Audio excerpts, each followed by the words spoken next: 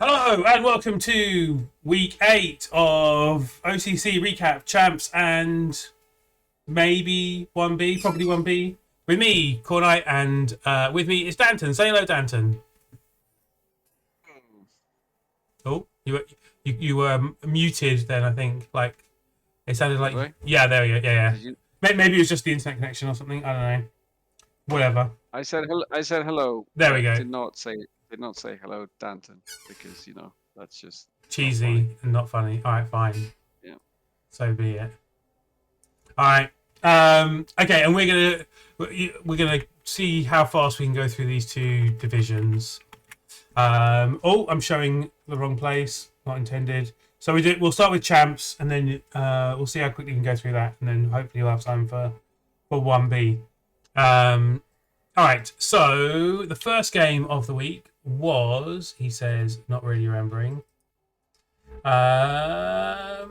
Was that Gimlick Silverlords of Outmere against Nibben's Motivation Squad? You are gonna let me do my one job, right? Which is tell you who bet on what. Of course, I You're, wouldn't you're dare not gonna be. You're not gonna preempt. be. Hovering over my shoulder and actually looking at the prediction Of, screen of, yourself. of course not. No, that would be entirely wrong of me. Of course. Okay. Wait, Nibben won. Oh no, yeah, this is the other High Elves. Okay, yeah, so Gimlick lost, Nibben won. Yeah. Yes. I mean, not really surprising. At this stage, Niminen isn't really. I mean, his team is called Motivated Squad, but I think what he's lacking is motivation No, at the but moment. Nibben won. Nibben beat I know, Gimlick. Yeah. I know, no, that's what I'm Oh, saying. okay, you're Is getting there. that All right, his yeah. his team is called Motivated Squad, but he's not really terribly motivated. He's just, playing games out to finish the season. Mhm. But I mean, this is just Chorfs just being a horrible matchup for any elves, basically. Yeah, yeah. All the tackle. Yeah, they both killed one. Oh, he managed to get two surfs in as well. That's pretty uh good. Oh, I guess. Yeah, so I guess if you're moving elves and then you push them out of the field as well. God damn, I've just seen that Spider's overtaken me again. Yeah, lunchtime. Actually, you were both getting points. Like, I think you went further into the lead, and then he came back and caught up by one, and he's now ahead by one. I mean, It's a two. Well, Galentio's still not too far behind. he didn't get many Yeah, points. Yeah, he was a lot closer yesterday. Oh, last yeah. week, wasn't Actually, Guido's actually done quite well. He's caught up. he? Yeah. I mean, Guido hasn't done the whole week, has the whole season. Did he do the whole season? Maybe he did, but I'm not yeah. sure, but he may have missed out some. But yeah, he's I doing mean, well. Palladius has done like a third of the season. That's ridiculous. That how many points he's got. Yeah. So a contender for next season. But anyway, about this, Gimlick loses a blitzer who had dodge, and his natty Galentio is MNG'd, so missing the last game of the season, which could be a bit of a problem. Armor bust kicker, meh. I mean, yeah, this is you expect there to be some damage. It's I guess it's par for the course really. But that blitzer, I can't remember at the start of the season if he had two quite developed blitzers I because think he that one did. obviously. Yeah, I think Yeah, Gimlick, both of his blitzers were like specialized towards stuff. There was one killer and there was one that might have been diving tackle or something like that. So that they both had jobs with loads of skills to do them yeah. with. So he had to rebuild the second one and it got killed again, Yeah. which is fun times. I But mean, obviously, better that one died than the other one, of course. yeah, definitely. While also the uh, scoring two touchdowns on the plus strength hobgoblin, only for him to get killed. I Well, assume late in the game. yeah, I played Nimbledon the week before and killed his Dodge Hobgoblin, who had scored a touchdown in that game. So it's a trend. But this Strength 4 Hobgoblin is, I think, well, the team's, leaving OCC, but I'm sure everyone will be happy to see that Strength 4 Hob dead as I well. mean, it's not the hobgoblin that most people most want to see removed from this team, is it? But I mean, it's not. Yeah, there's about 5 other players most people would want to die before it, but it's still a nice juicy target to see die. man, he has a lot of injuries on this team as well. Look at that. Yeah. I mean, he's really just, like I said, going through the motions at this stage. Yeah. Okay, so go on then. Tell me who bet on Motivation Squad. I've not checked. It I sounds promise. like you. It sounds like you know who bet on I the promise I Motivation haven't Squad. checked. Although I'm taking. I'm very suspicious because only one person bet on the Motivated Squad. Okay, I can see how that seems suspicious because now I am looking at it, but but at the time I wasn't. At the time I wasn't. Yeah. Well, it was me. Well done. So there we go. Okay. And you might be able to hear a whining child in the background. He's just playing computer games. In case you're wondering what's causing him to whine, I'm not attacking or anything. No worries. I mean, we often play a computer game that makes us whine as exactly. adults. So it's perfectly fine for him to whine. Okay, I'm trying to get it so that I've got everything I need on my screen, and I can't quite. Oh, there we go. Mr. Carmack's joined us in the chat. Come on, into the Discord. Into the Carmack. voice chat. Into the voice chat. We love to hear your dulcet tones. Are you still free and easy, or do you now have a family around you that you can't talk around? Well, I can't imagine, talking about OCC would get him so riled up that he wouldn't be able to do it whilst others are sleeping around him. Well, Carmack was in full rage mode the other day. I mean, yes, and he's actually joined. Yeah. Oh my god, Mr. Carmack. For some reason, I don't hear anything. We can hear you. Let me fix my settings, guys. Okay.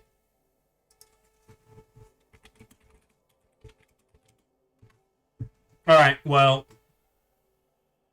I mean, he could always just talk with the stream on and have a massive delay. Why do you have a delay on your stream? Can't you change that? I think it defaults to having 3 or 4 seconds or something as a basic thing. I don't think you can. It's longer. It's longer than 3 or 4 seconds, I think. I don't think I've set it up to have a longer delay, but I might have at some point changed that number that is the delay. I mean, I can see why having a delay when you're playing kind of against people makes sense, but obviously for this type of thing, it makes it a little bit awkward sometimes. Hello, can you hear us? I can indeed. Excellent. Are you whispering on purpose? How are you? Are you whispering because it's silent time around you? Yeah, it's silent time around me. How am I? Liverpool just scored with the last kick of the game in the 98th minute to win the game, a shitty game. So, it feels like rolling double pows on red dice to win the game. So you're happy. You wanted to come and join us to talk to someone about how well Liverpool are doing. No, you asked the question, I answered. Yeah, no. I was watching Dimmy earlier, and I think he was watching. Maybe not. Maybe he wasn't watching that game. There was talk about that game in his chat. Who were they actually playing against? Newcastle United. Newcastle. Okay, and Newcastle. They recently get bought by someone. Yep, by the Saudi. So they suddenly have funds to spend. They do. Let's not talk about that. Cornet's right. Well, then let's move on. Okay, sure. Next game was Kielstad against you, Danton. How was your game? 2-2. Oh God, I have to try and remember what the hell happened. And it looks like the Vampires didn't do any damage to you whatsoever. 44 blocks from them with 13 armor breaks and then nothing. Yeah, I do definitely remember my armor being pretty good in this game. Whilst you killed an armor up thrall. I actually fouled that thing to death. Yeah. So he did not try and appo it. But yeah, I mean, obviously, it's Nuffle's way of saying, why are you taking armor up? Yeah, just to prove that he's just as easy to kill as anything else. Yeah. Yeah. So first half, I'm trying to think who actually received or kicked first. I think I put him in to receive first, and he managed to do his typical kind of 2-turn score. Yeah. I had a wizard, my inducements, and I had wizard and a bunch of stuff because he was like over 2,000 TV. I think he even bought a 6th vamp just before the game, so he was like 2,300 almost or something ridiculous. I said he would. So, Ah. oh yeah, so I remember now. I took Sarah the Slayer, because she's obviously lovely against vamps. Mighty blow stabs. Yes, please. Thank you very much. And Sarah Wizard, I think I even like took a Merc or something. I was like 14 players. So then the second, yeah, so he kicked off to me and put a lot of pressure on me, and I snake a handoff from one catcher to the other, and then he was like swamped all over me. He picked, managed to gaze a bunch of people, pick the ball up with a vamp. So I basically had to pull the trigger on the wizard like almost right away just to bail me out of the problem. And luckily that did work. And there were like a couple of turns of scrambling around, but I managed to kind of break clear and scored and gave him 2 turns to try and to score, a second. But I managed to stop him doing that. So we went to the half 1-1. Second half, I basically a play I like to do with Brian is to kind of put him behind the line of scrimmage. He had an offset kind of line of scrimmage, so that sort of warped where he was putting his players, and he basically kind of mispositioned because he brought too many players over to that flank where Brian was, and that let me actually just give the ball to Brian and just run to a spot where no one could get to. Yeah, in his half, diagonally away from him, basically. Yeah, exactly. So he overcompensated for Brian on one side and left too much space on the other, basically. Yeah. And so yeah, I was able to score in like 3 turns, I think. He then managed to score back. Again, I think in 2 or 3 turns. I think I had 3 turns basically to go for 3-2. And I kind of maneuvered about, had Brian in a scoring position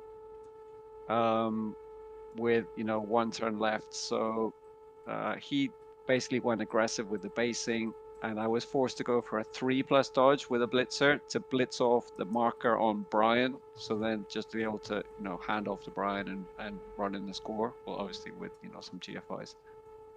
But the 3+, 1 in 9, and he actually had a chance to win it in turn 16.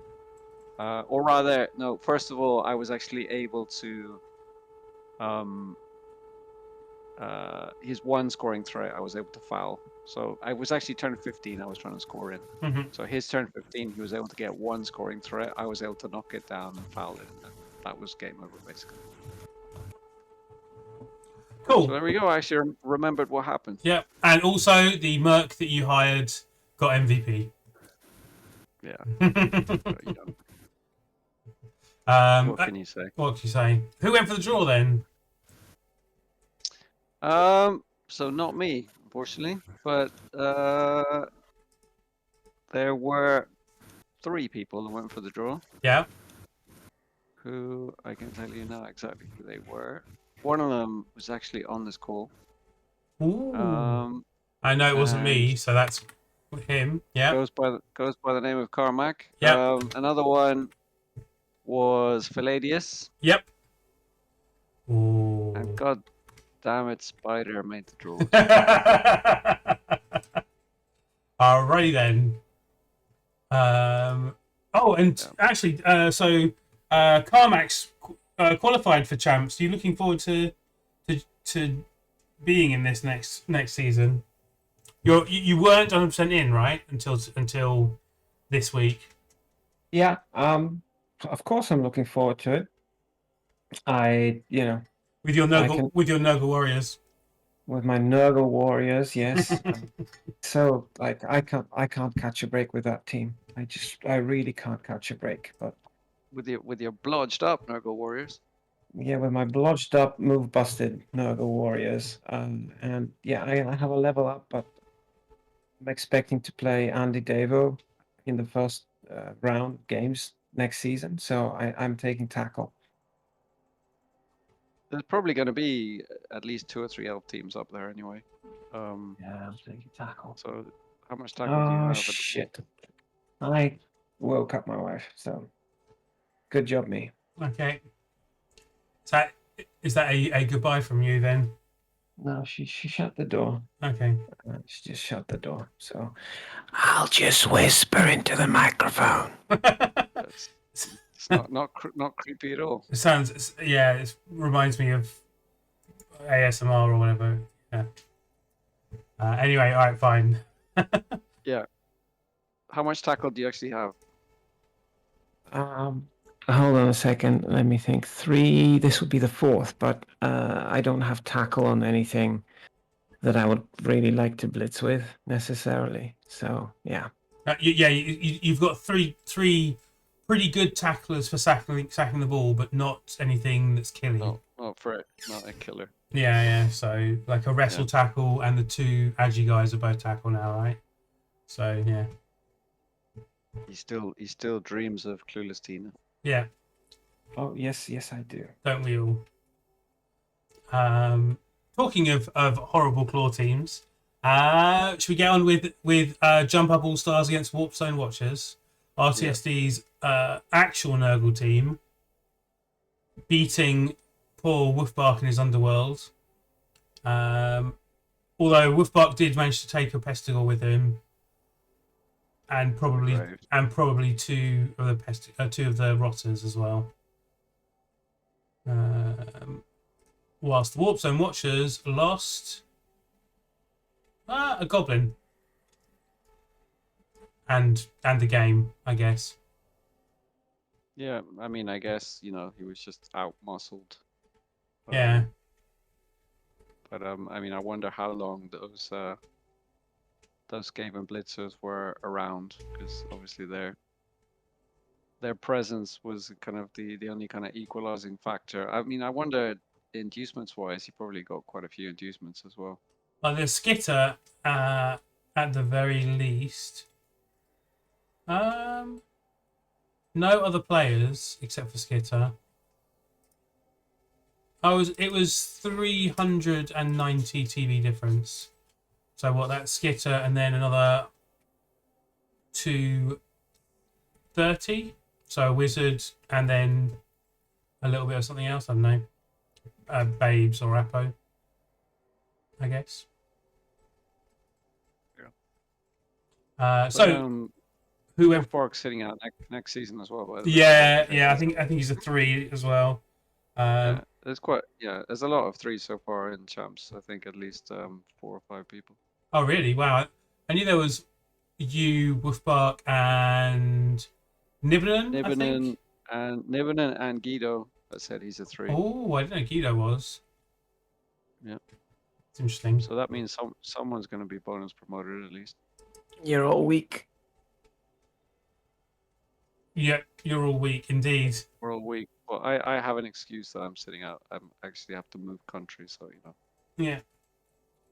Where are you going to? Probably back to Ireland. So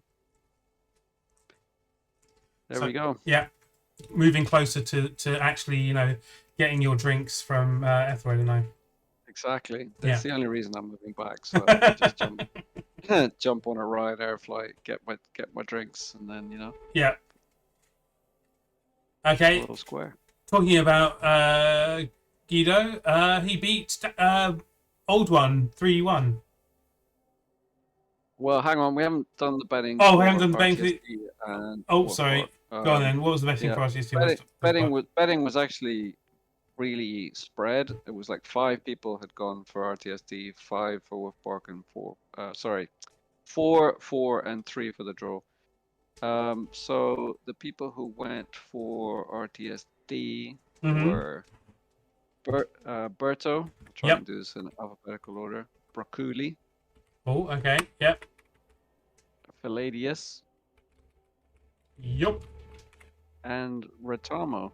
So none of the leading pack got this right. Neither of the two that you're particularly cared about at the moment. All right.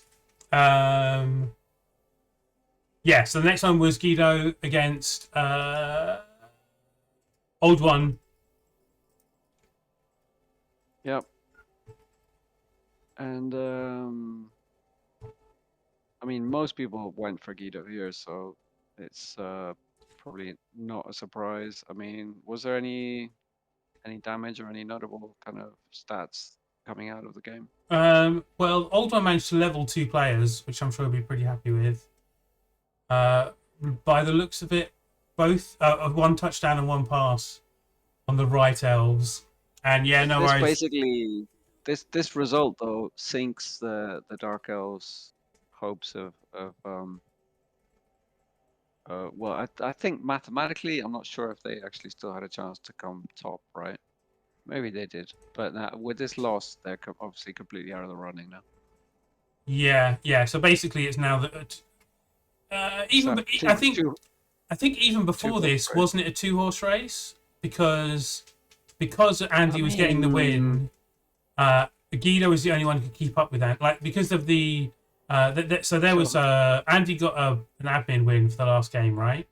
How many points is Andy on? I can't. So he's on 18 now. Sorry. Oh, okay. And Guido, because he won his game, is also on 18. But if he'd lost because of the touchdown, actually, Bam is on 13, right? He's on 12. Oh, he's on 12, right? But still, if he'd won, then I mean, he still was he could have still tied on points with Andy. Well, if he'd have won, then he'd required both of them to lose their last game. So and both and all of the results being significantly different, right? Because his touchdown difference is way worse. But you know, mathematically he was still in it if he'd won. Yeah, I guess, yeah. But now he's obviously not. Yeah, and yeah, no worries, Carmack. In voice chat, but deaf. Which fine. Here in spirit, deaf and dumb. But sure can play. I mean, pinball. You calling Carmack dumb? As in can't speak. He's got his microphone turned off and he's got his headphones turned off. Carmack, he's taking advantage of the fact that you can't fight back. Yes, he literally can't. He has no idea what we're saying. It's fine. Unless he's listening to the stream, but I don't think he is. All right. So 7 people got this result right. I was not one of these 7 people. Oh. I actually went for the draw, and I think Spider may have as well because he's not on this list either. So alphabetically. Yep. Berto again. Yep.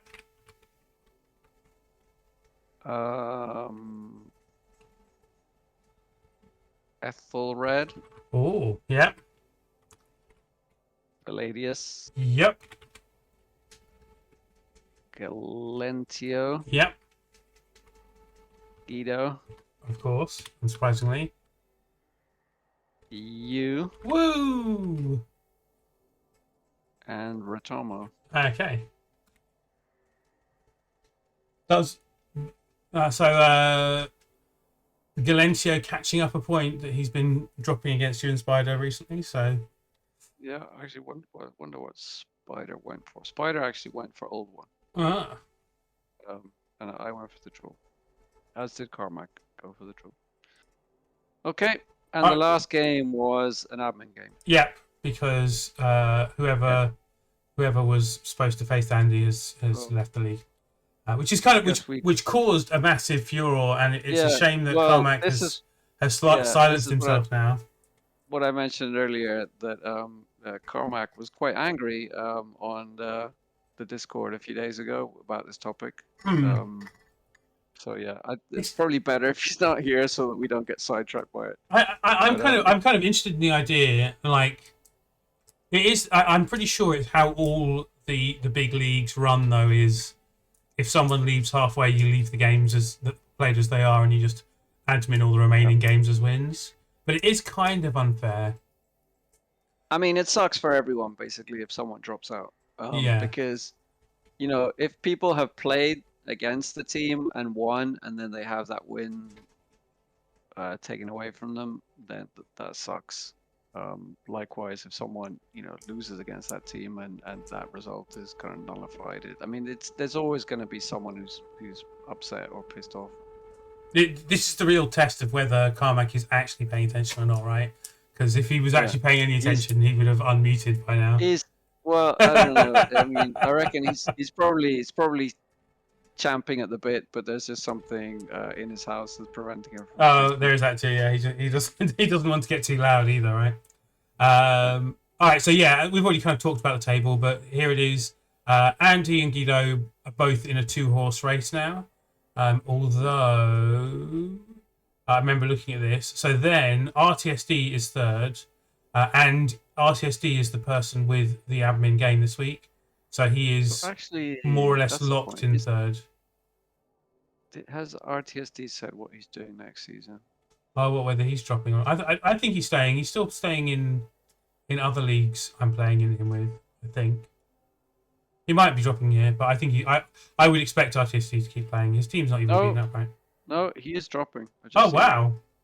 Oh, yeah. That was unexpected. So Guido, RTSD, Wolfbark, myself, and Nivenin all confirmed dropping. So the only two who have said they're staying are Gimlick and Kielstad.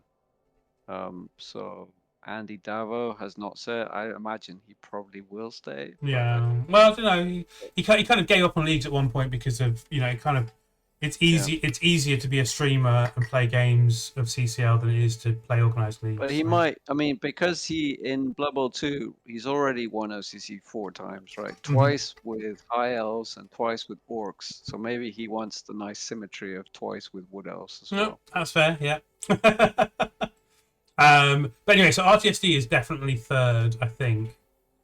Or maybe not. Maybe not. So and then Bam and Gimlick are playing each other, Old One and the Silver Lords. So they're basically, whoever wins that is in fourth or third, possibly. But that's all the people who are staying up, isn't it? So, yep. Yeah, so whatever happens, 4 of those 5 are staying up and everyone else is getting relegated. I think Wolfbark, is... Yeah, I mean, well, he's dropping out anyway, but he couldn't stay up even if he wanted to, could he? No, he couldn't. No.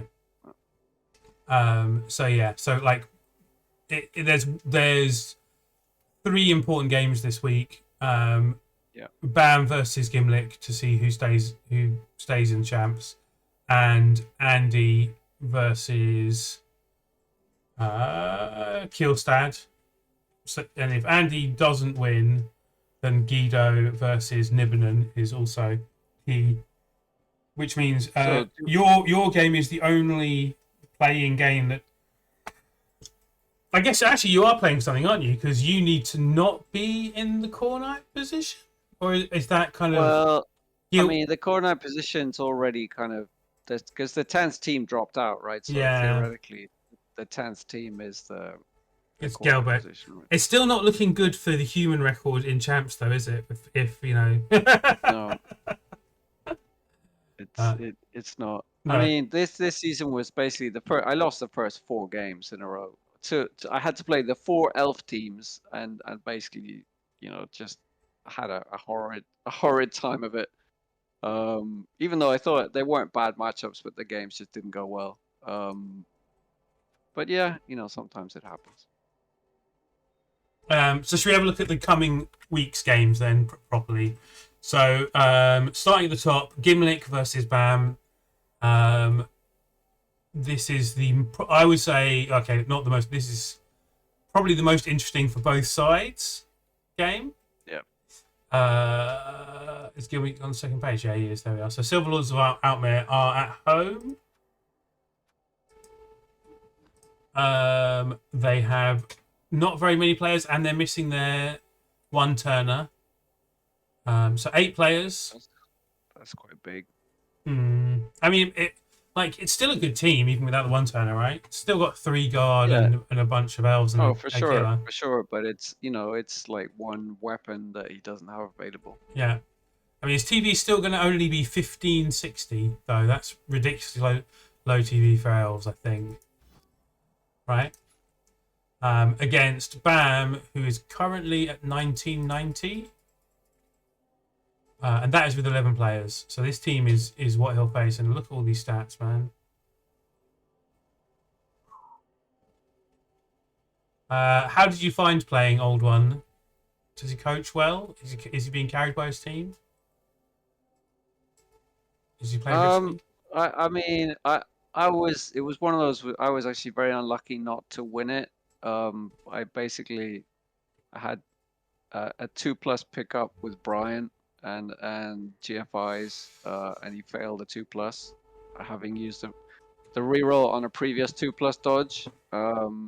So I kind of felt that, and this is a game actually where I had a horrible misclick that basically, so I kind of went into halftime 1-all, and with all the cards in my favor, and then just did a ridiculous misclick, dodge into 3 tackle zones that just gave him the ball.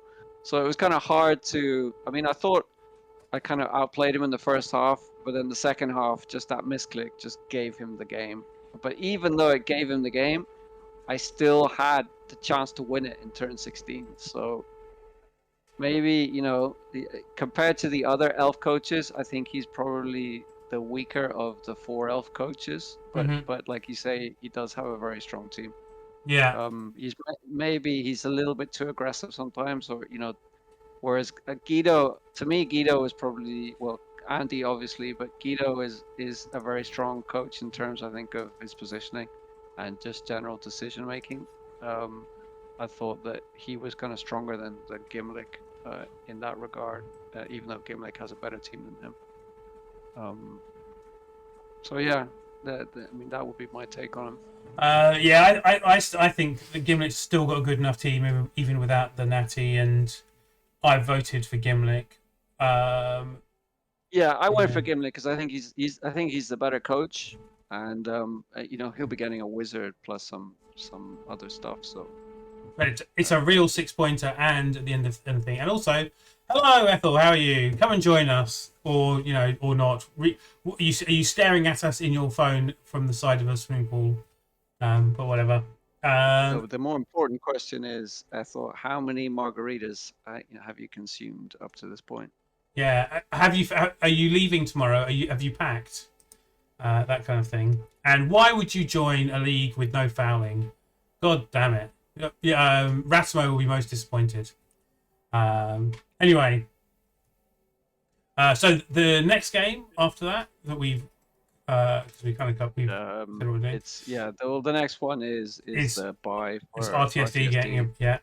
So we can skip that, and then which I noticed Berto's gone for the draw on that game, even though it's not a game. But anyway, so the next one is Andy versus Kielstad. Now, I've actually voted for Kielstad in this one, mostly because... I did see that. This is because of your core night strategy of, like, no one else is going to vote for him, so maybe I'll get a point. No, this is entirely because I want Kielstad to win this one, so that there's actually, a bit more to the... Yeah. To the end of the there is that. league. There is that as well. I mean, matchup-wise, this is one of Vamp's worst matchups, probably. It is. 100%. So, apart from this and Skaven... Rats. Yeah, I was going to say Rats would be worse, wouldn't they? Yeah. But at the same time, I mean, Kielstad obviously has some tools, right? He's got quite a bit of tackle. He's, and Vamps can still obviously do some real bullshit as well. And this is possibly one of the few games this season where Kielstad is the underdog in terms of... and that's actually thanks to me. Like I said, he had a TV of like 2300 against me, so Yeah. I did manage to chip away quite a bit of that. I do like the fact he called his new vampire Bloat, though. That's cute. Yeah. And I assume that's not named after a. Because I'm confused what his naming scheme is, but whatever. His naming scheme. His naming scheme is he often names, especially thralls, after coaches that he has played against. Yeah. But the vamps. I don't know what they're. Well, what the Banther is a inspiration coach, for the right? names are. So Banther it could be, and I assume Tim is a But real person. Bantha has won OCC with vamps, and he's part of the vamp community. So that's why he gets the honor of having a vamp named after him. No random boy though. Poor no random boy. I think he's one of the best vamp coaches I'm aware of. Anyway. But he's not in OCC. No, right? OCC, all right, fine, yeah. So the question is, assuming the vamp rolled a normal, would you take dodge or block on it? Dodge. I think. I mean, dodge is not. I think when you're starting a vamp team out, I think dodge is the best first skill. But at this TV level, there's definitely an argument for block. Like for me, the later leveling vamps are more supporting, and in this game particularly, it's going to be Freight Train and Banther are going to be trying to cover most of the. Oh, sorry, no, Freight Train and the last rookie are going to be the two that are trying to cover most of the pitch, right? Whilst Banther is going to be probably somewhere in the middle, and the other vamps are going to be more or less hypno-gazing so that the tackle players can get their hits in. Yeah, he's only down to 2 tackle now because of Mr. Clean being MNG. Yeah. But that is his main gaze vamp. Obviously, it's the only Agi 5 one because the other Agi 5 took a Agi bust. Yeah. Agi bust, but the move 5 really hurts that vamp as well, especially in this matchup. So maybe it's not so terrible that it's missing the game. I think it's Mr. Ethelred is joining us poolside. Although he is. Oh, there we are. He is alive, making noises. Go on then. Can you hear us, Ethel? I can. Can you hear me? Yep. Yep. Are you also whispering for fear of the wife? No, I'm about to go outside. So it's fine. So are you on the veranda watching the moon? I just got time off on the mic. I'm safe for talking. There we go. So there you go. Yeah, same. We just. On the veranda. Yes. Yeah. You missed Carmack joining us until a similar thing happened to him with his wife. Carmack managed to wake his wife up and then was. Jesus, that's the worst. That's of all the outcomes with wives, that's the worst one, isn't it?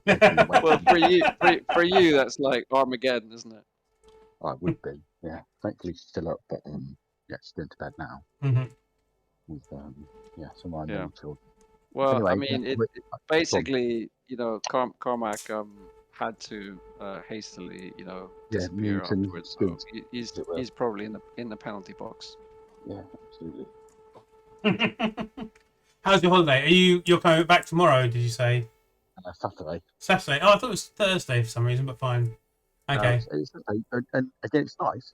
It's really confusing because I'm used to different time zones. Yeah. Having no time zones is a bit weird. So anyway, but yeah, apart from that, it's been lovely. You can always contact people in different time zones if you want to get really confused about time zones. Yes. Yeah. That's true. We were just talking about the Andy versus Banther game, which an exciting one, isn't it? Not Banther, Kielstad. Kielstad. Yeah, it's Andy versus Vamps, isn't it? That's the big one. Yeah. For the week. Yeah. I mean, well, the two big ones. Yeah, it's the Guido game is a big one as well. Yeah. Going into this, they're both on equal points, aren't they? And equal goal difference. Yeah. And well, actually, Gimlick versus Bam, versus Old One is an important game for like third place as well. Fourth place. Fourth place. Yeah, but basically to stay up. And can you stay up, Danton? Is it mathematically possible, or is it? No, it's not. It's not possible. But I've already, I've already said I'm dropping. Yeah. I mean, there's already been like half the division is dropping, I think. Well, Quite a lot, yeah. So Hey Guido, yes, the recap is still going. In fact, we've got as we've talked about last week's games, and we were just talking about the future. We haven't got to your game yet, which is next, I think. But basically, I think we've done this one, right? We all really expect Andy to win this, right? It's not a good matchup for Vamps.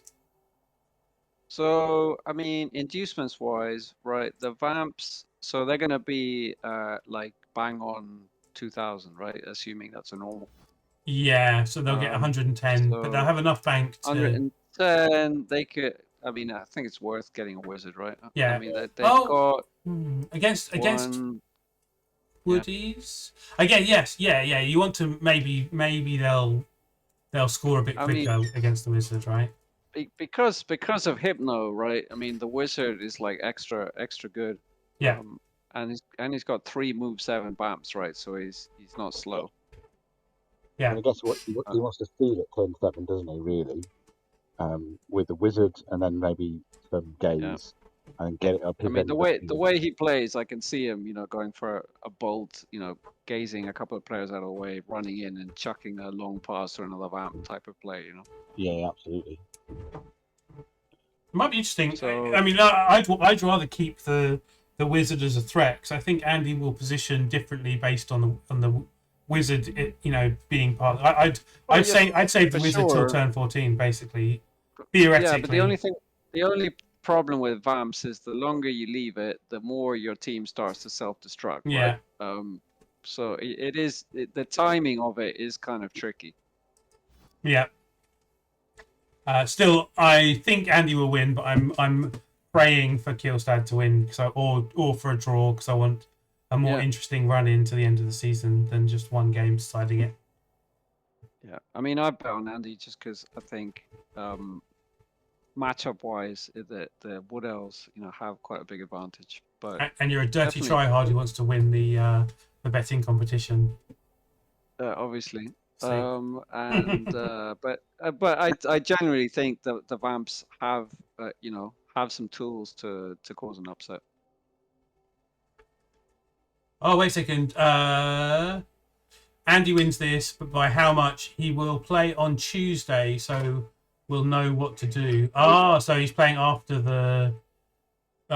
He always does. I think plays OCC on Tuesday, assuming his opponent can. Yeah.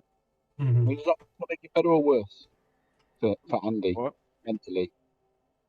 Well, it means that he knows whether he's under pressure to win or not. I think it makes it better. It's probably easier. I mean, usually, if Guido loses, then he just needs to draw, basically, right? Mm-hmm. Yeah, exactly. Talking of which, the next game is Guido's Elder Children against Niblin's Motivation Squad. Wrong high elves for a second. So. Yeah, I should know. I can't see anything. Yeah, I know. But I bet on Guido anyway to win this one. So have a lot of people actually. I think I very much believe the people's champion in this season of the OCC. After your appalling chances. After our what chances? Sorry. After Danton's appalling start to the season. Oh yeah. The second people's champion after Danton, obviously, but it's all Guido's fault because I played him in the first round. Oh, I see. he took your title. He came in, took all my impetus away, and that was that. So anyway, Guido's on 1560 with 3 loners, so he'll actually be on 1770, and he is playing against Nibbenen's Motivation Squad, and he says, Chorf in a sorry state. Looks nice, doesn't it? They're missing a bull. I missed that. How did the bull's not playing? Jesus. And isn't it ironic that Nibbenen's team is called Motivator Squad when I think he's expecting his motivation to keep playing? He is unmotivated. I mean, the The only thing here, and he had his strength 4 hobgoblin kill that we were talking about, which is like Oh his, yeah, that was his last week. yeah, that was in the last game. And that was his kind Beautiful. of backup bull carrier after I killed his dodge one previously, and someone else killed his other main one. So he's lost like his 3 main hobgoblin bull carriers. How many players does he have now?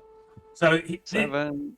this team 8, has 9. Yeah, so he'll actually be So, on 1530. So he'll get right. 240 TV of inducements, Oh. which is kind of a bad amount, I think. Like, what do you get with 240? Like a wizard and then some garbage, or Yeah, some dirty player hobgobs. I mean, maybe. Bribes. his team is going to be pretty slow, but obviously he's just still got a lot of kill power, doesn't it? yeah, but against high elves though, I think I went for the draw thinking, you know, Niblin might be able to drag it out to draw, but I'm changing my thing, and I think he'll get a bribe and foul with dirty player. Yeah, so he's getting what's he getting 2 bribes, a bribe and a wizard. He needs more players, and he needs more players who aren't movement 4 and agi 2, right? That's just Yeah. He's getting 2 more hobs for free, but for their loners, and he's gonna be fouling with one of his other hobgoblins because he's got dirty player. Yeah. I also went for the draw, and I think I'm gonna stick with the draw, even though I think Guido is the favorite. But you know, it's 11v11, unless Nibbenen takes like a Merc Hob or something. Merc Bull. It's not worth just getting a Merc Bull. That would Merc Bull would be loads, wouldn't it? That would be all That'd of your be entire inducements, bank, wouldn't it? Yeah. How much did you say he was getting? Like 200? 240 in total. I mean, sorry, 220 because there's a level to take. Yeah, I would go probably wizard and bribe. I think he can still manage that right with his bank. Yeah.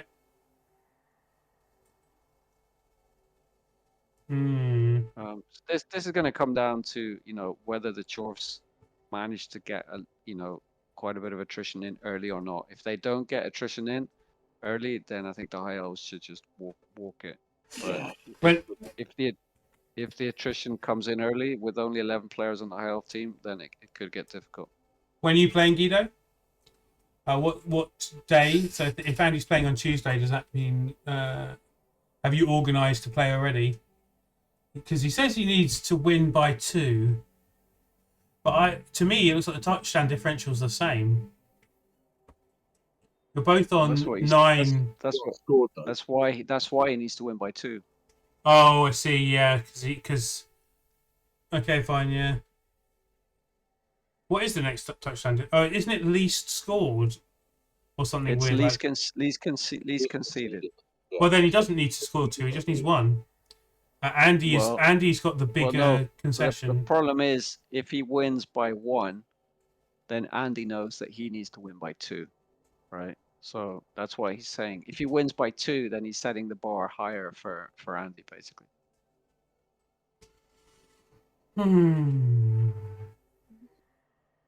Tough one. Yeah. But I still think you're gonna win. But yeah, I mean, like well done for keeping this close after the dirty humans conceded. not you, Danton. The other ones. I got a question. Go on then. Right. Do you go for an easy 2-0 win, or do you go for 3, bearing in mind your level points, with the possibility of making it into a draw? What do you do if you're Guido? Well, you have to get the win. The win's more important than the pressure on Andy to win by 2 is still worse than making it impossible for him to win. If they have to win by 3, right? I've caved in. I'm betting for Guido now.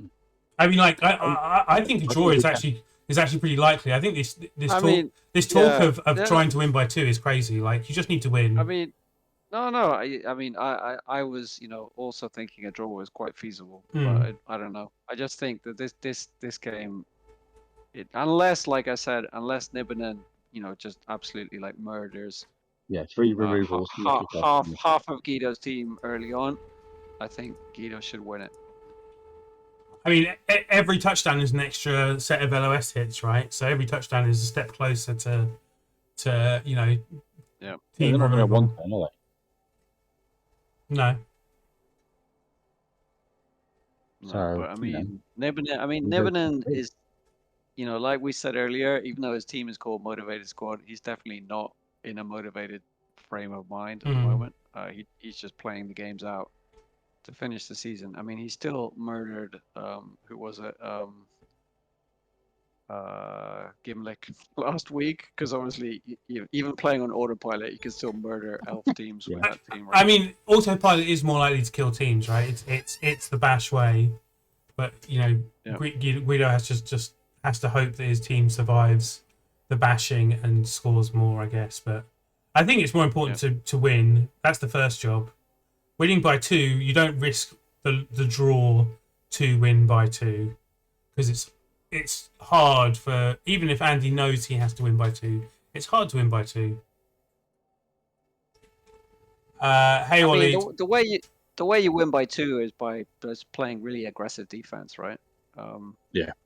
I mean, when I played against Nibbinen, I went 2-0 up against him, and just should have won that game, and then just threw it away in turn 16 with a greedy dodge trying to level a blitzer, basically. Yeah, we're talking about OCC.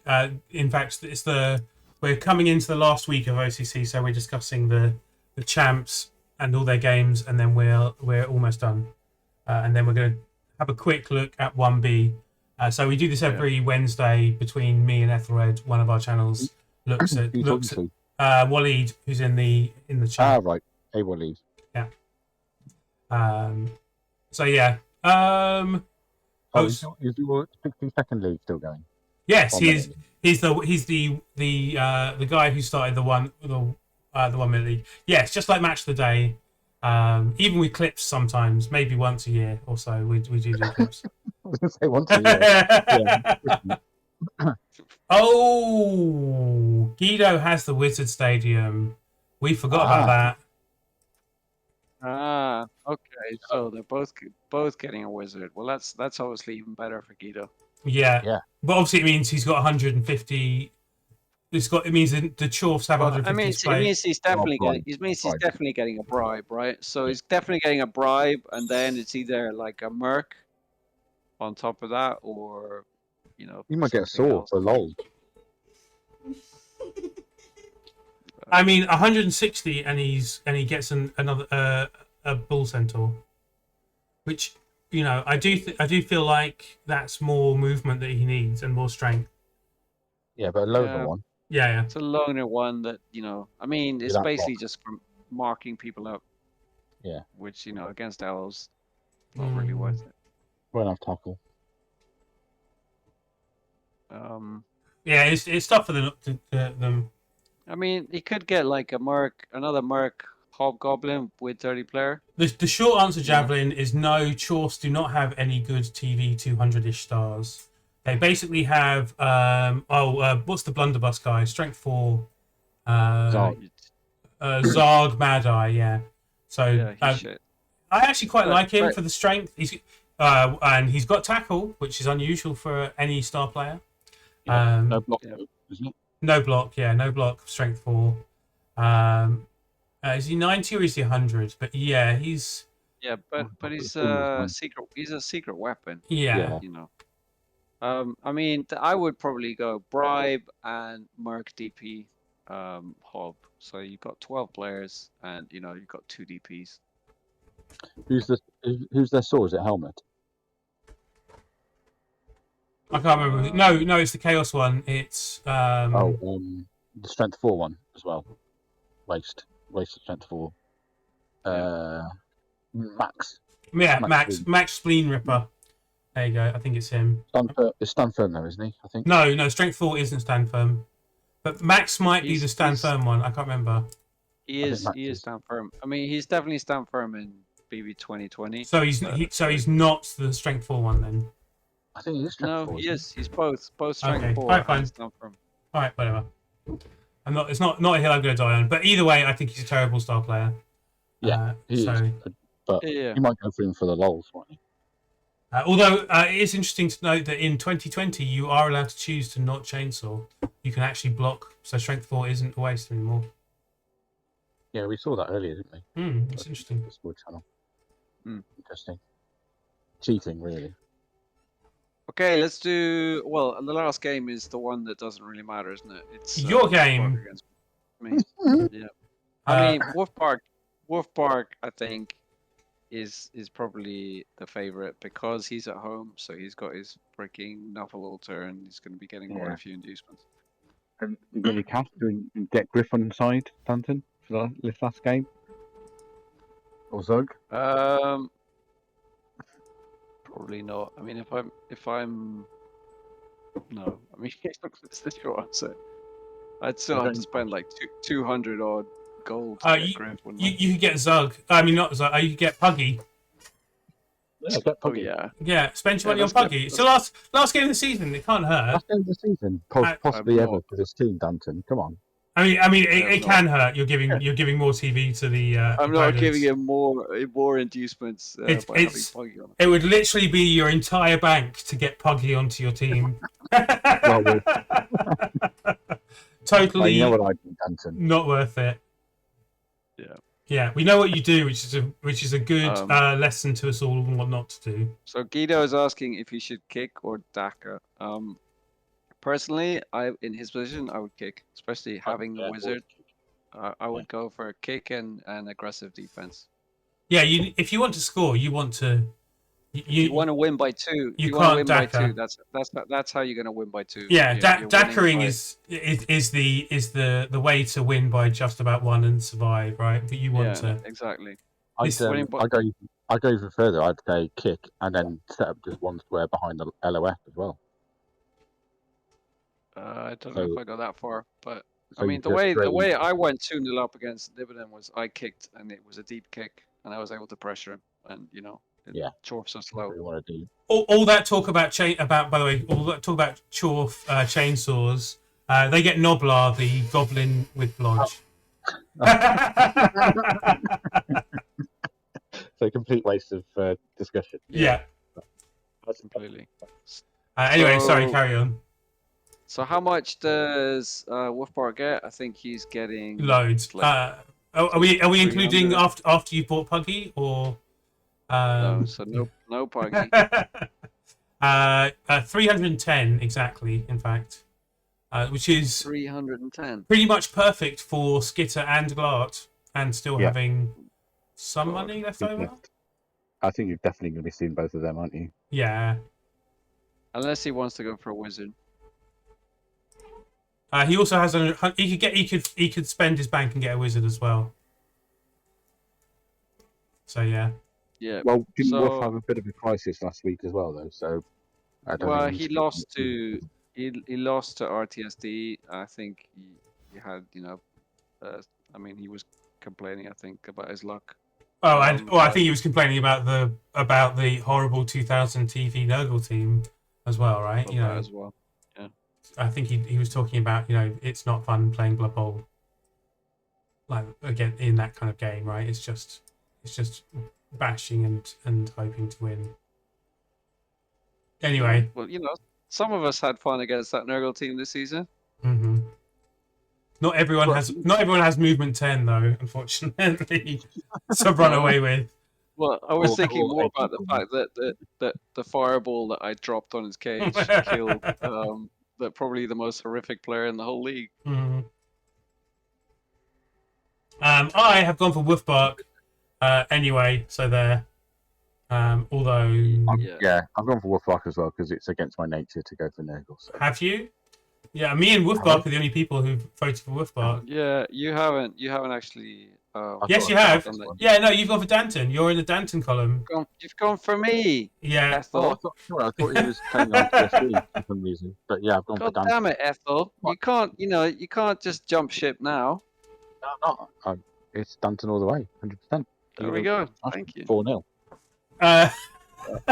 Guido has a great point, which is this is why we sign up to play in champs is to face the the 2,000 and 300 TV Noble teams at the beginning of the season. Yeah. There's no better feeling, I don't think, than being a 2,000 plus killer. This is why I play the OCC, to be honest, because it's the only league that I play in which is like properly eternal, right? Where teams can go as far as they want, and there's no limit.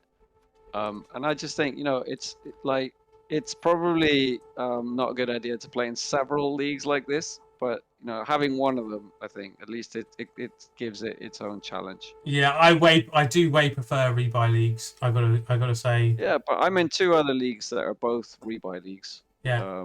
Well, I mean, one is like cycles of 3 seasons, and then everyone starts over, and the other one I'm in is like at the end of each season, depending on what tier you're in, there's like a TV limit, so you've got to cut to get down to that. Yeah, is that in a circle? No. No, that's a local league here in Argentina. Okay. But I think one of the great things about Blood Bowl is the fact that there is so much flexibility for different formats. I mean, within leagues, as obviously you guys have even done like your star player leagues and stuff like that. Yeah, and stunty. And then beyond that, I mean, obviously Resurrection and there's so many different flavors. I think I really like being in at least one big Eternal League, and that's fab. But I'd never really played Resurrection before, but Resurrection to a rule set, I really like those leagues as well, to be honest. Mm-hmm. And they're a lot of fun. And I think the only one I've not really played in is a rebuy league. So yeah, I joined the BB3. Well, if they implement redrafting in Blood Bowl 3, then obviously that could become a lot more. I can't see how they can't, but they probably won't. Well, they probably won't. But I think the fact it's in the rules will mean there'll be more pressure on leagues to run rebuying rules, right? I'd say it's extremely unlikely they'll launch the game with redrafting in, but I would at the same time I'd say I'd be really surprised if they never add it. And also Guido, I think, is describing what my idea of hell is, which is you could cycle in OCC if you want to be competitive in divisions 5, 4, and 3, which is just like. I mean, why? I'm probably the most experienced coach in Division 3, 4, and 5. I'd say, just being stuck there just with your skill level is bad enough. If you're going to kind of rebuild a team each time as well, then that's not really fun. I mean, if you want your eyes to bleed on a regular basis, then sure. Yeah, no. Personally, I choose leagues that I do like being pushed. Right, I like the fact that. In the top divisions of OCC, you do get a lot of hard games, and if that's hard because you're the low TV team, or hard because you're playing good coaches, I don't really mind. But I would rather play good coaches in more fair rule sets, or in rule sets that are slightly more equitable over time or over short periods. Because basically, the way that Eternal Leagues work is you essentially have to play for 4 seasons before you're equal to everyone else, and that's kind of that's what I don't really like about them. Whereas there are formats where everyone starts with 3 star players, and I really like that when you have a pool of free agents for new teams to start with, and then old coaches get to keep their 3 best players, but still have to rebuy the rest of the team. I think that works really well. To be fair though, I mean, you haven't done yourself any favors by going with Norse either, right? That's true. But I've played. It's just what I felt like playing at that time. Might have been slightly influenced by the fact no one's won OCC with Norse. I'd rather not just be another chaos team, But well, I mean, I can't really, I've done the same with humans. Yeah, right? exactly. But I think though that humans are more viable at in this kind of format than Norse. But they're still in the same kind of in the same category of teams. Not that viable for anyone. They suffer quite a bit. Yes, Javelin, there are trophies for first place in every division, and I have all of them except for a champs one so far. So, we'll see how you finished in champs again? Sorry? Well, the one time I got champs, I finished last. Yes. we're going to remind him every single time we can. That's fine. I'm just looking forward to in 2 or 3 seasons' time when it's Blood Bowl 3 and we got. Anyway, yeah, I was going to say 2 or 3 seasons time. Let's do one. Well, wait. Guido says one more thing, which is playing in another Eternal League, and I have 1820 Necro that just destroys teams. I think I may have caused a few people to just drop out. I also have a 1,300 Skaven team in UK BBL at the moment. Which is similarly doing rather well, let's say. 1,300? 2,300. Oh, right. Javelin saying he's the only Skaven coach to win OCC and it's going to be on his gravestone. Like, I'm the only Dark Elf coach to ever win OCC, and that's going on my gravestone. I'm getting cremated. So... all right, so we're gonna actually look at these 1B. You're actually staying around for this. Wow, thanks, Danton. I'm if we kind of go through it pretty quickly, then yeah. Okay, so first game is Giraffe Shepherd against Serial Sinkers Cronky Chops. Giraffe has given up streaming her OCC games. OCC games, yeah. Because has she lost all of them or most of them? She hasn't lost all of them. She won last week. I'll have you know. Okay. It was an admin game, and she has drawn one that was actually played, or maybe what was the result this week? This week she was beaten 3-0 by Vampires. This week though, I'm not surprised because it's a bad matchup for the Undead as well. Is it that bad? I mean, it kind of is, yeah, I guess. But, okay. Well, especially if it's like a 2000 TV Vamp team. I mean, at these TV levels, it's a bad matchup. Yeah, it's fair. Like vampires do attack slow bash teams, and Undead are kind of a slow bash team, aren't they? Yeah. So yeah, that is fair. Is she re-rolling? I haven't actually looked. I just, I don't really look at the re-roll things that much, but I can check. Give me a second. I mean, Undead, another race that are not really that suitable for this type of format as well. That they do really start to fall off once they get up to tier 1. I mean, Sweeto has been battling away, but he can never quite make it up to champs with his team. Yeah, I think you need some block mummies, don't you? Really. You need. I mean, you definitely need or at least 1 or 2 maybe statted up ghouls. A good killer white. The problem is, you lose a couple of positionals and you really suffer. You basically have a team of zombies. She has not given a decision yet so far. Right. So we don't know. Yeah, but I hope she stays. She can rebuild in Etheros division down in tier 2. Anyway. So most people, 5 people anyway, went for the Vamps. Mm-hmm. What's the scores looking like? Scores, Spider and myself still kind of neck and neck. Spider is 1 point ahead, or he was until we go on then. The results. So do this. Yeah. So, Brakuli. Who's now on 42. Yeah. Myself. Oh, yes. Who's now on 54. Galentio. Who's on 50. And in third place for Ethelred, who's listening to try and work out where things are. He's on 49, actually, so pretty close. Yeah. So Guido and Ratama. So no Spider, meaning you and Spider are now neck and neck on 54 points. Spider had gone for the draw. Okay, now you against the Breds. I can't remember what happened here. What happened? I had Bomber. What was the result per star? I won 1-0. Okay. And I killed a couple of peasants. Oh, I did talk about this somewhere. Where did I talk about this? I think I did describe it after the game. Yeah. Give me 30 seconds. Oh, yeah.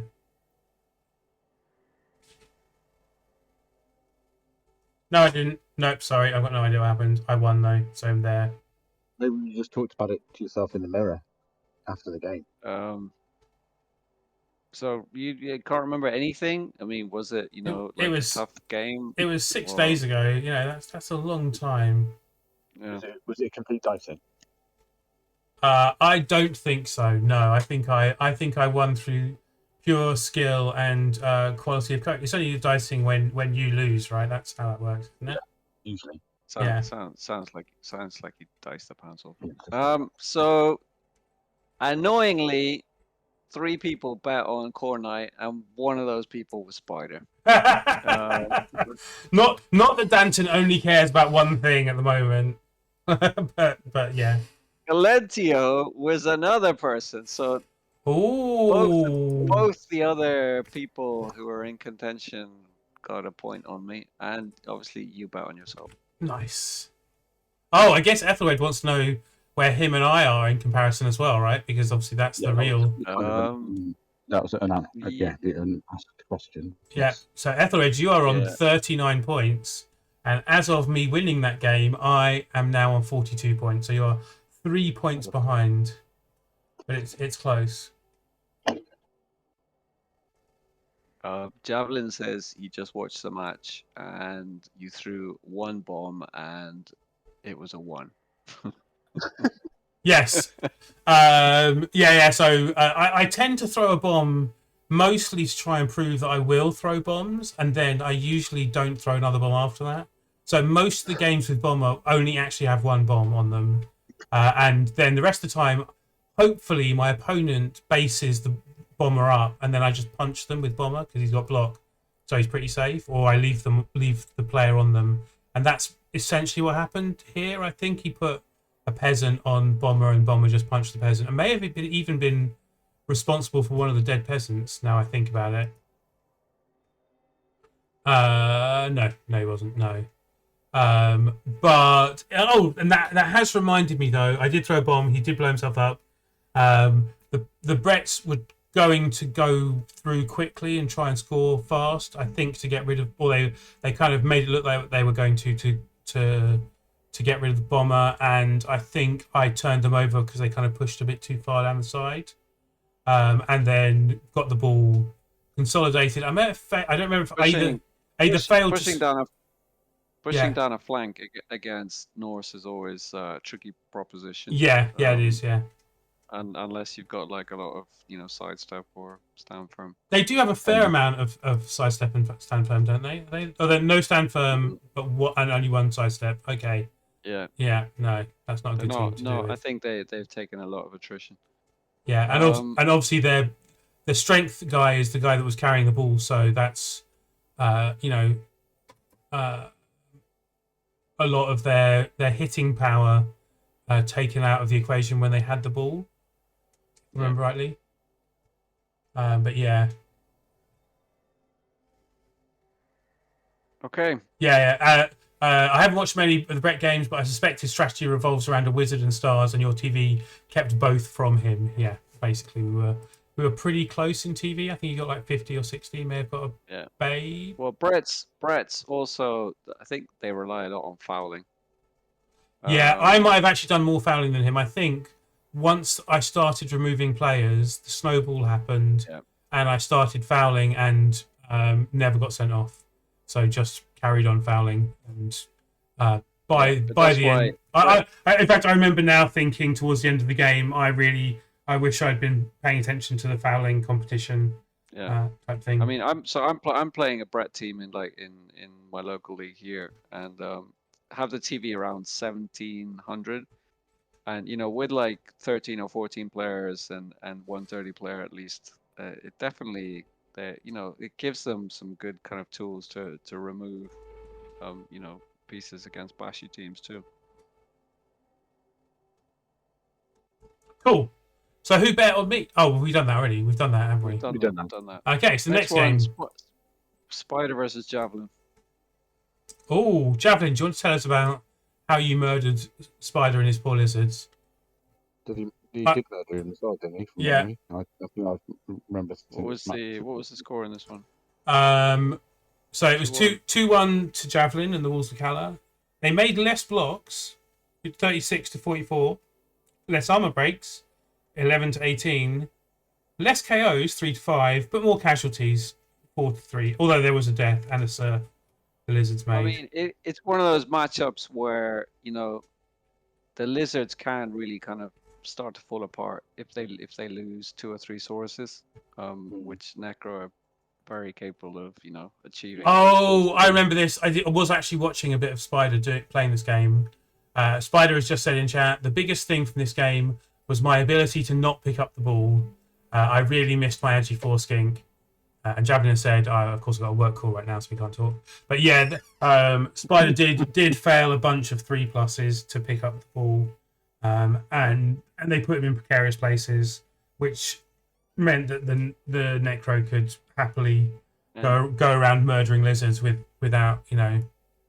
And his team is Spider's team is looking at pretty rough at the moment. He had managed to kind of rebuild quite nicely, but now there's a lot of red on it. The red has been building up over time. None of this comes from the Javelin game, except for one MNG. No, I know that. I'm just saying that I'm not sure if the lizards are going back to champs or whether it depends on what happens this week. But yeah, they're going back with quite a bit of red on the roster. Well, I'm not sure actually. Yes, they are. So what's happening with the betting? And we'll have a quick look at the table after. Yeah. Yeah, Okay. Betting. Only 2 people actually went for Javelin, and they were Ethelred and Ratamo. So it was a long shot when Ethelred and Ratamo bet on you. I mean, I don't think it was necessarily like an unexpected result. I mean, this is one of those games I think that could have just gone. It could have gone in any direction. Yeah. In fact, I went for a draw, and I think there's one vote away from them all being equal, basically. 5-5-3 or 4-4-2, whatever. But yeah. Okay. So now, on the way to look at the thing, let's have a look. Spider. Oh, so there are a lot of teams still in the running. From second place, we'll look at that in a minute. Yeah. All right. So let's have a look at the next game, which is Brilliant Green, Papa Nasty, against Dalibor. I bet on Dalibor for this one. 2-0 to the Orcs. Oh. I mean, this without looking at anything, it smells like the Dark Elves were just smashed to bits, probably. Well, one Black Orc got 2 SPP, and a Blitzer got 6 SPP, and another Blitzer got 6 SPP. I'm pretty sure that a lot of those are going to be red crosses next to Dark Elves. Maybe not. But still, 1 MNG was the permanent result to the Dark Elves. But yeah, 4 casualties. Oh, and a send-off for the Orcs. That's kind of interesting. Almost. Yeah, I mean, look at the blocks. 22 to 19. That's not. That's no blocks at all. That must. That's good for the Dark Elves. Well, that sounds like the Dark Elves. They were pretty unlucky in the terms of the armor breaks. Yeah, that's. I mean, right. Well, that's just crazy though. But looks like a full game was played. Is that how many armor breaks is that? 10 armor breaks. Oh, but that's 10 armor breaks caused. If the Dark Elves self-removed at all, then these numbers could be way bigger from the Dark Elves failing dodges and stuff, right? Yeah. Okay. So that's a low amount of blocks. Yeah, it's surprisingly low number. Yeah. Most people did guess that the Orcs would win, though. So I can quickly tell you who. Braculi. Sorry, I'm just checking something, which is it doesn't even look that bad. I don't know. I'm amazed. The Dark Elves must just lay down. That must be what happened. Got it. That's okay. possible, yeah. Yeah, Broccoli 43 points. Myself. 55.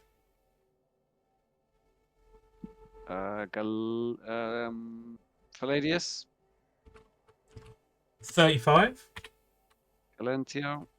52. Guido. 50. Ratamo. 46. And unfortunately, the Spider. Also 56. So Spider is still winning by 1 point. Still winning by 1 point. And there is one game left to look at. Yeah. And that is Galentio against Alessis. So why is there's a... it was an admin game. That's what. So well, it said Galentio here says that it was looking likely to be an admin game, but was it? Yeah, it was. Yeah, it was actually admin. On the screen now, the top of the Spike page says admin result.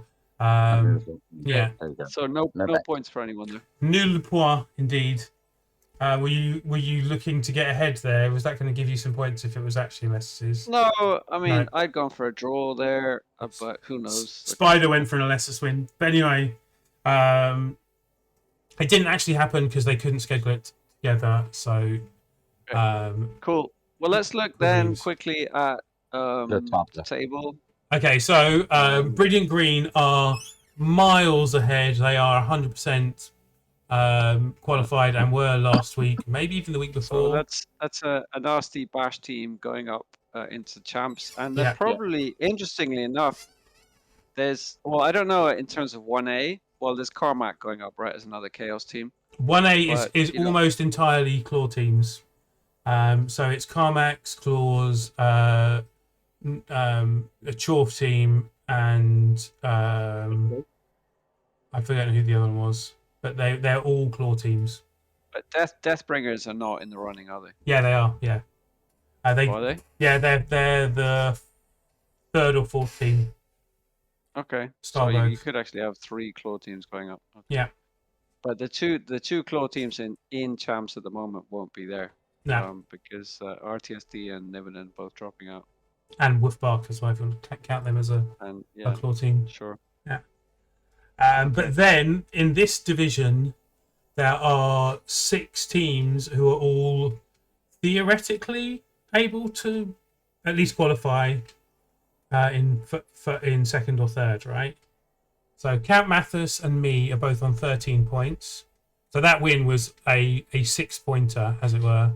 Not only 3 points for me, but him losing 3 points.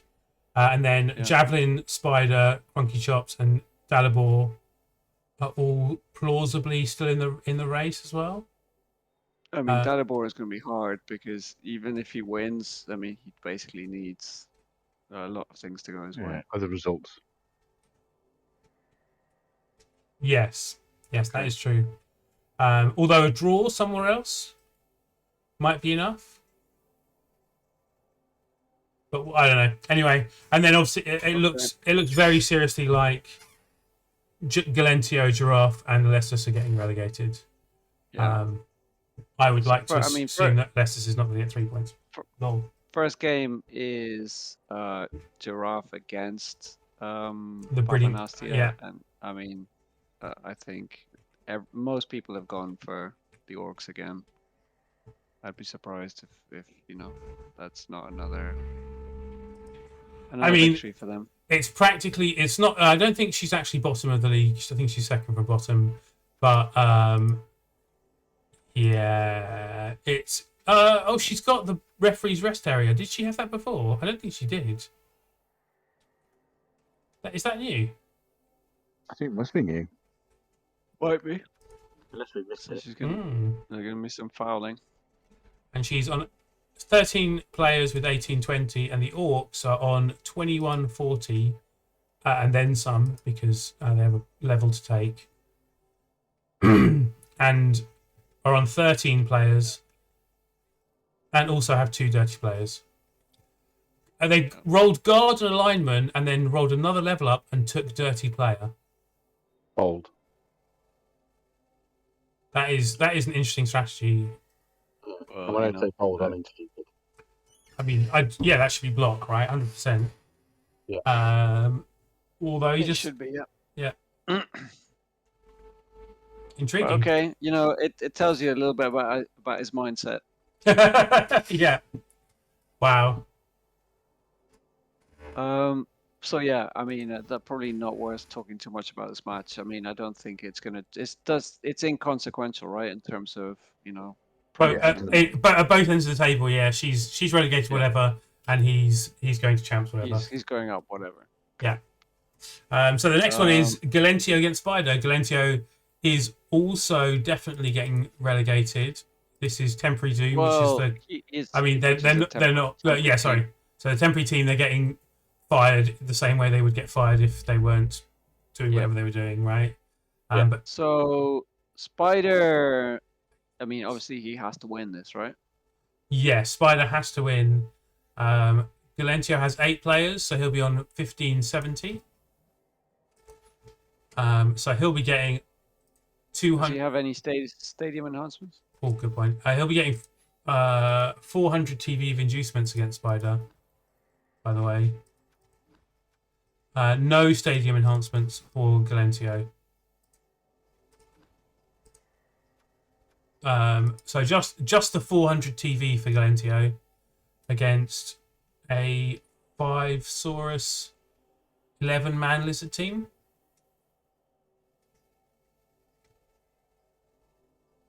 He's missing a tackle Saurus as well, tackle mighty. I mean, he does have 4 tackle, and 2 of them, so the one missing tackle mighty's not the worst, I'd say.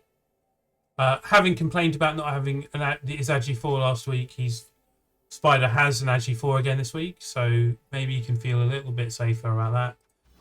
But I think Galentio has some ball sacking, some strength 3 ball sacking potential going on, right? Yeah, I mean, and a wizard probably. Oh yeah, and then some.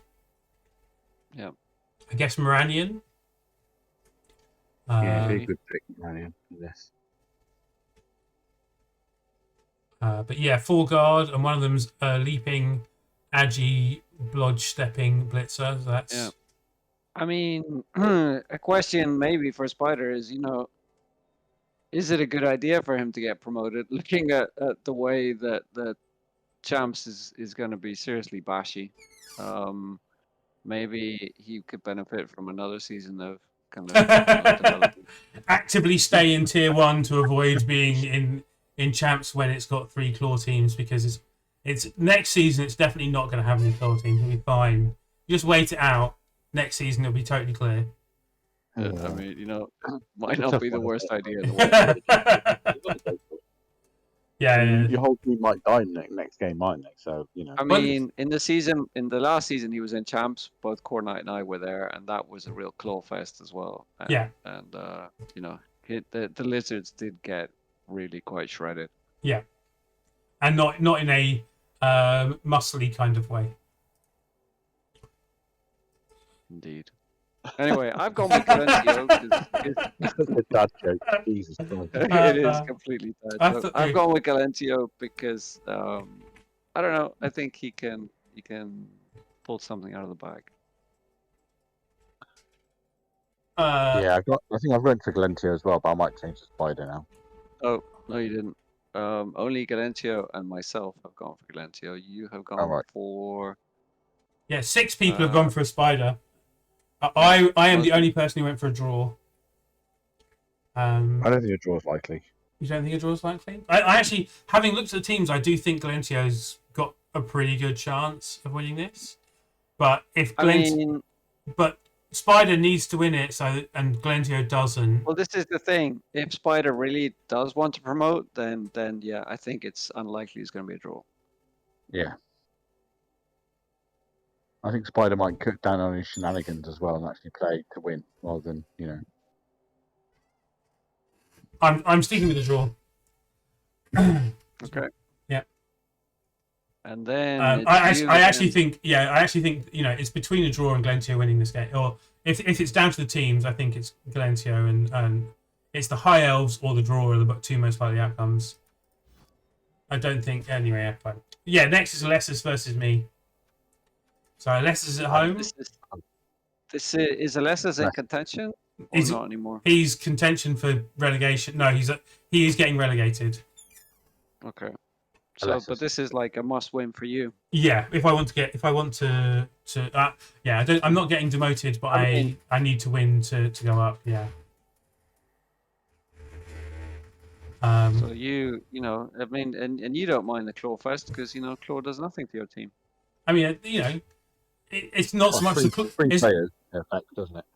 It's not so much the claw. Well, not two players of my team. So one of them's one of my. Wolves is 87. It's the mighty blow that's scary when with the bash teams, right? And the orcs and the kill teams all have mighty blow. The orc team is probably more scary than the other team. Oh yeah, I hate playing orcs. Orcs are horrific. And I mean Carmack's team as well is not a very bashy chaos team, right? Yeah. He's only got like 1 or 2 claw at the most. And not a huge amount of mighty blow either. So 5, 6, 7, 8, 9. So he's getting 2. Yeah, so he's actually on 2030. Wow, that's a lot of TV for 9 players. When he gets 11, 2030. Yes, I mean, What I'm saying is this is quite a bloated team. Yeah. But I mean, they're all good startups though, right? I mean, he's not carrying like bad bloat. But I mean, you look at the team and then you look at the record, and you do have to wonder. I feel like I might be in with a chance. Is what I'm saying. I'm not saying it's going to be easy. And obviously, the amount of fend he's got is going to be a real problem for me and my frenzy. All this talking about don't take fend, and clearly he's not been listening. So he has 3 fend. I mean, it's not a huge amount of fend. No. So it's more than any team should actually take, in my opinion. Against what Carmack contacted me to laugh in my face about how my team was basically just a starting Norse team because it had nothing. But that's been your team for the past 5 seasons. As I replied to him, this is peak Norse. This is fine. How many players have you got now? I do actually have 12 players at the moment. Right. Although I do have 160 in the bank. There is a plausible chance that I decide to pull the trigger and buy a 13th player. It has to be said though that probably the most undesirable job in Blood Bowl is being a berserker on Core Knight's team. There are teams of halflings with longer lifespans. The typical lifespan of a berserker on Core Knight's team is here we go. Get mighty blow after a couple of games. Start rubbing your hands, and then either just die or maybe hang around a bit, get piling on, and then die. Yeah. I'll definitely 100% as soon as they get piling on, they're dead. Yeah, I've managed to level a few longer than that, but I mean, it's fine. I don't mind not having berserkers, but I do buy one occasionally just to kill them. The fact that you mashed the piling on button inconsequentially may have something to do with it as well. It's fine. It's what their job is. Okay, their job is to be bought, get mighty blow, and then piling on, and then mash the piling on button until they die. Lie down, get stamped on. Oh, that's fine. Especially when getting stamped on is helping me win games. I don't care. It's not. I have no qualms about killing more berserkers. You two may need to get together and do a berserker intervention one day. But this is perfectly understandable. It's just that it's just a nice clear pattern. Of, berserker kamikazes. I mean, so you're definitely going to get another one then. That means I don't actually know if I'm going to get another one. Oh, hey Andy, how are you? You've missed us talking about your team and the fact that you've probably won OCC. Yeah. So, Okay, so I was about to say you missed the beginning of this Norse team, which was Troller. no. So I took piling on the Yetis that I first had. So the first two Yetis I had both had piling on and both mashed the piling on died. button. And both mashed And and both both died. probably got Oh yeah. fouled Under to boot. death, Yeah. maybe. And I won the most kills and came top of my division in my first season. But you know, two Yetis had to die for it. I'm fine with that. I think that's the, you know, I'm fine with their sacrifice. That's what I'm saying. You do need to win hard, and Guido is in here talking as well and saying his. We've already said that he play because he plays on Tuesday. He'll know if he needs to win hard or not. Yeah, true. Yeah. Yes. Hey, Silfwin. Yeah, I saw you were here earlier as well. So yeah, So inducements wise, you're getting a lot here, right? I mean, obviously, so I'm going to be getting 450 at the moment, unless I buy another Berserker, in which case it will be 360. So if Cheney. So if I get the Berserker, I'll also be getting Cheney and a Wizard, and if I don't get the Berserker, I'll be having a trouble trying to work out what to do with 90k because I'm not planning for that possibility at the moment. Who's that? Flint? Not Flint. The other one. Yeah, his name's Boomer. Yeah, you should probably get the Berserker. Yeah, man. I was gonna go for the Dark Elves, but yeah, I think it's just I think you're a more experienced coach. You need to win. I think you probably just eke it out. I hope I do. No, but we'll see. It's going to be a tough game. Obviously, that the team looks horrific to play against, and maybe their results so far this season are not indicative of coach skill, but just bad luck, and I'm going to get absolutely hammered. But let's find Well, out. let's hope so.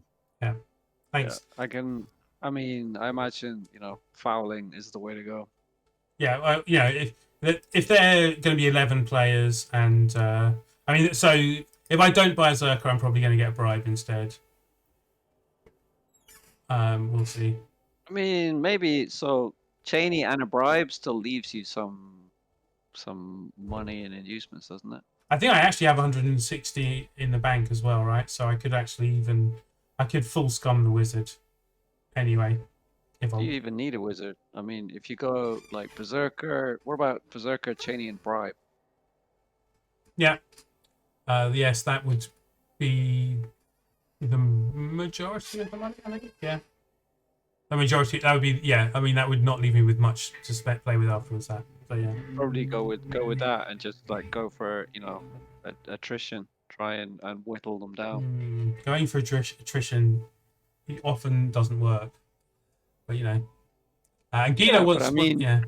You throw a few fouls in and then you see if you're making progress down the attrition track or not. Yeah, just do a few at first, see how you get on. If they work, a few more. Yeah, fine.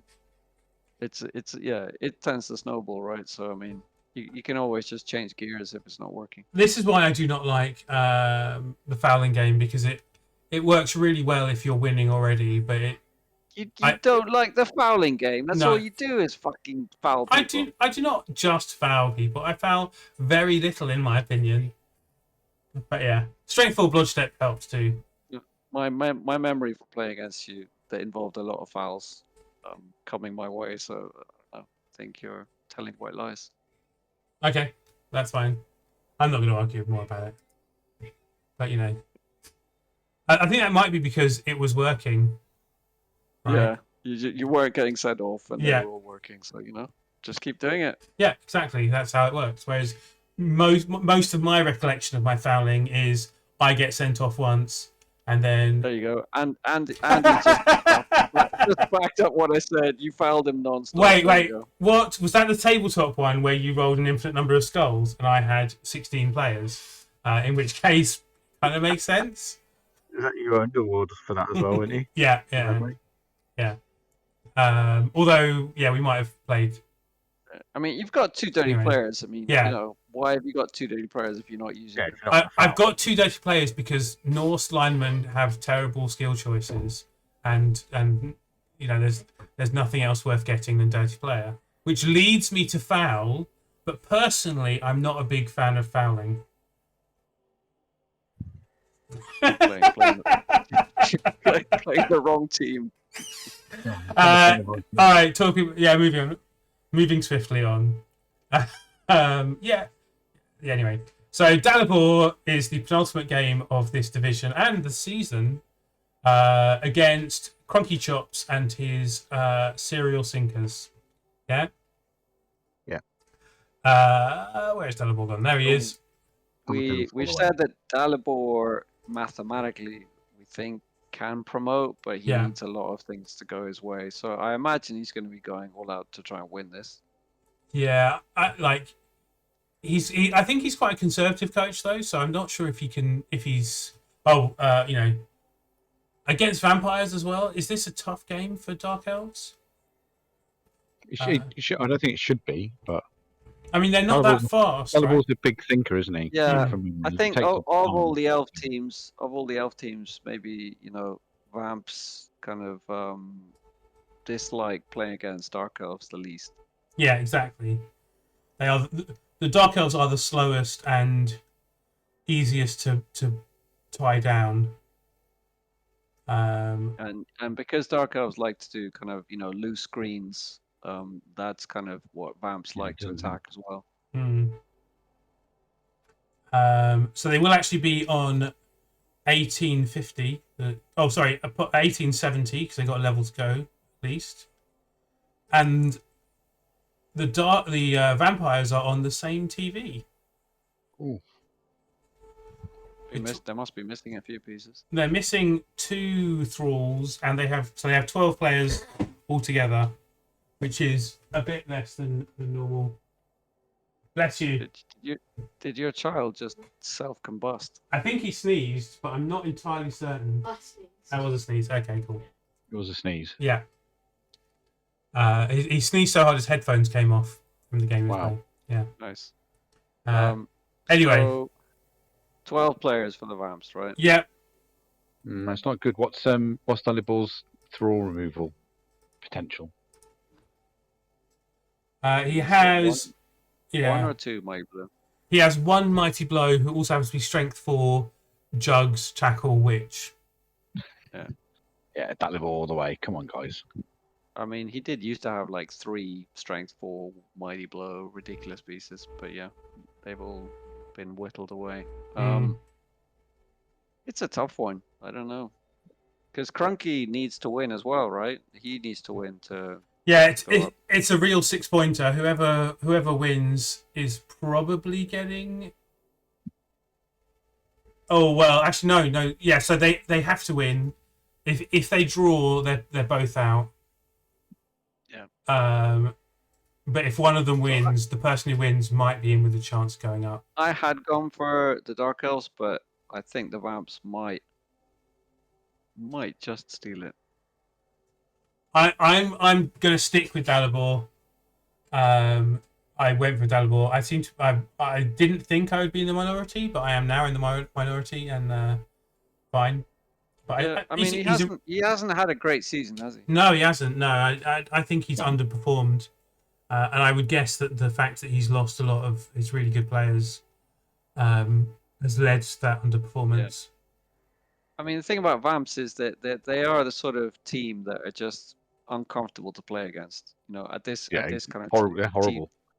At this TV level, they can always just pull shit out of their arse. I mean, they're not even that high TV. 1850s low for a scary Vamp team, isn't it? Yeah. Which means they are slightly sub-strength, aren't they? It wouldn't take, as Ethelred alluded to with his what's the thrall removal potential. They've still got a good core of Vamps, right? They've still got like at least 4 good Vamps. They've got 5 altogether, and the weakest one is Blodge, which is still pretty good. And 2 move-ups as well, which I think Vamps is amazing. Yeah, beautiful. Okay, let's do the last game, which is javelin. Javelin against Against, Mathis. So this is another big 6-pointer. Yep. Yeah. What's Uh, the situation with the leak with these two again? So Yep. Mathis is second. So a draw might be enough to see him go up. Although Mathis has won already, hasn't he? The OCC with this Brett team. was He that? has, yeah. Yeah. Although it's a shadow of its former self. Yeah, it's been through the mill since, hasn't it? But yeah, if whichever one of these teams wins is guaranteed to go up. Guaranteed promotion. A A draw lot of could draws. still see Yeah. them. Yeah. So I mean, like all these teams here are 1 point apart each time you see a different. So these two are the same points. These are 1 point below. This 1 point below. 1 point below. Yeah. Yeah. So what's the TV difference then? All right. So Javelin is on 1920 with like about 1 billion players. Oh no, only 12 players. Against Mathis, who's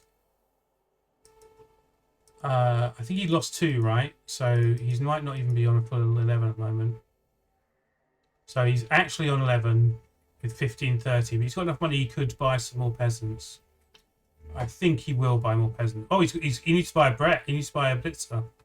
Did I kill a Blitzer? I don't think I did. So it must have been from the game before. But he has the money to buy a new Blitzer.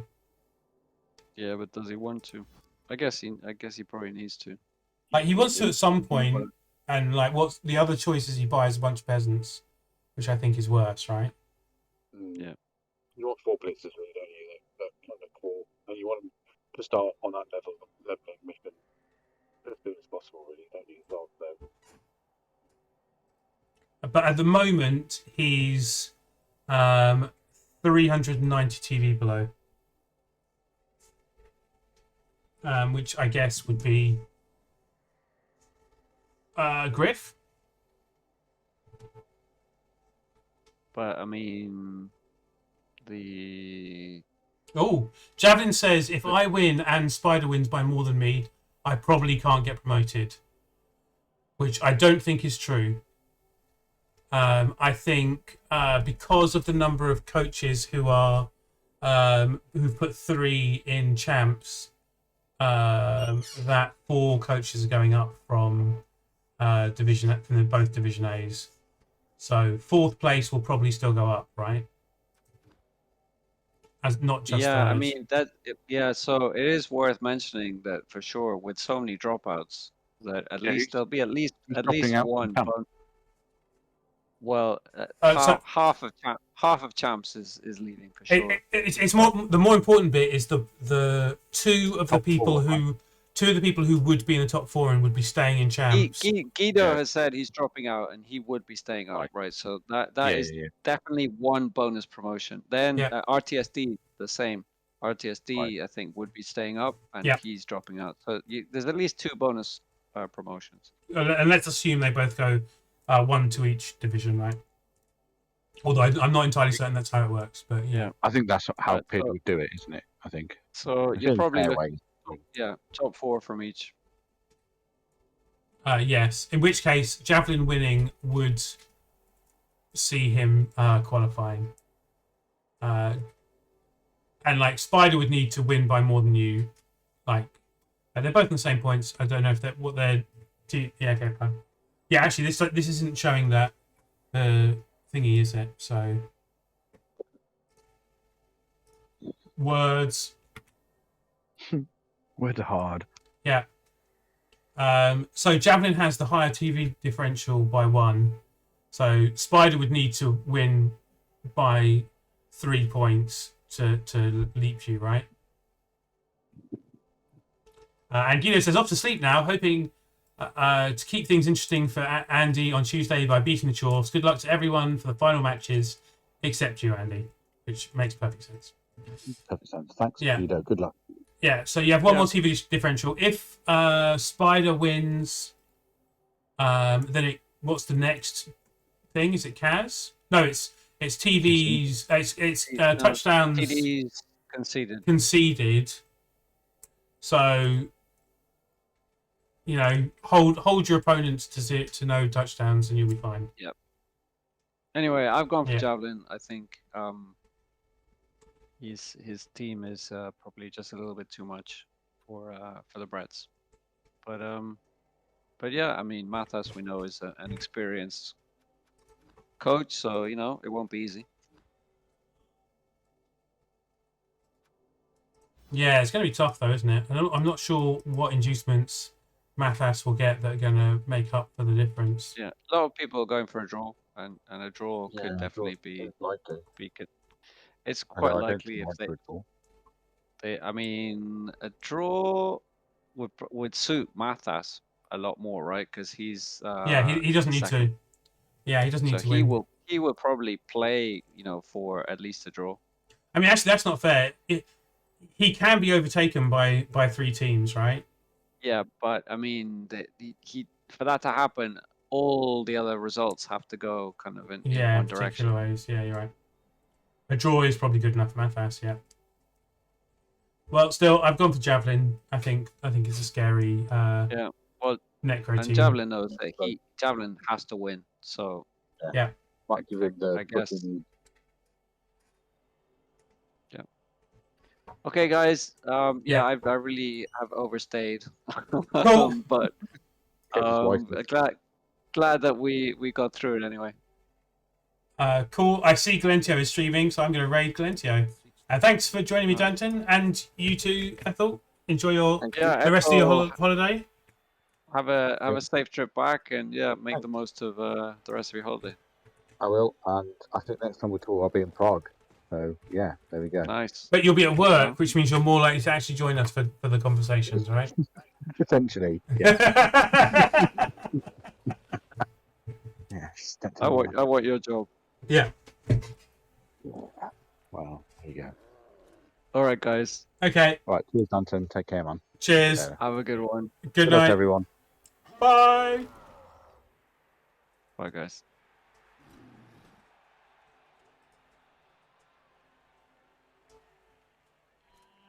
Is that gone? Yep.